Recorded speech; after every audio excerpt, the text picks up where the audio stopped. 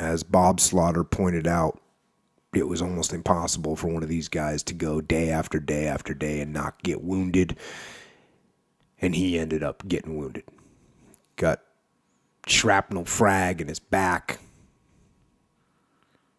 Gets pulled off the battlefield, luckily, and sent to an English hospital.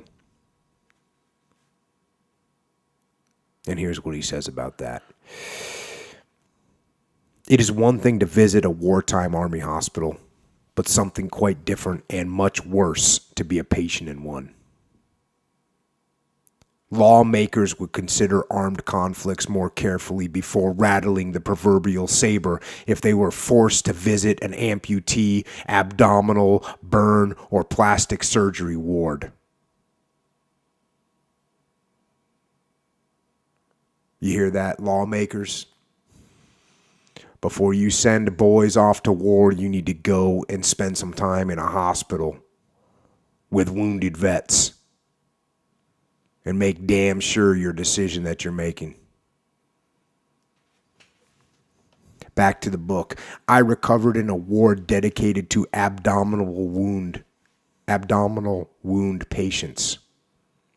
A bullet or a piece of metal shrapnel puncturing the stomach can cause a lifetime of embarrassment and misery.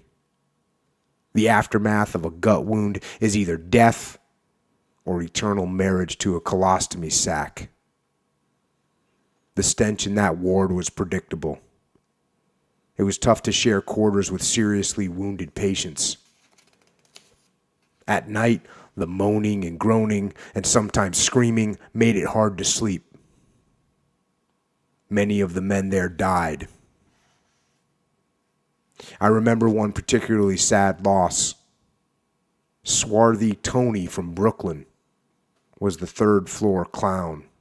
The shift nurses fell in love with him because he kept the ward laughing with his teasing and practical jokes. But one night his cherished laughter came to an awful end. On a Saturday night with a skeleton crew on duty, Tony began to complain of a sharp pain to the gut. A floor nurse was paged, and after several tries, she arrived. By that time, Tony was screaming as two orderlies quickly wheeled him into the emergency room. 2 hours later, Tony was dead of gangrene poisoning. Facial disfigurement was terrible and more devastating to the patient than any other kind of wound. A few men had lost arms or legs, either partly or completely, and as a result, some of them became so-called basket cases. Even so, and it's sad to say, some severely maimed men were actually happy about their condition because they were going home. Their combat days were over.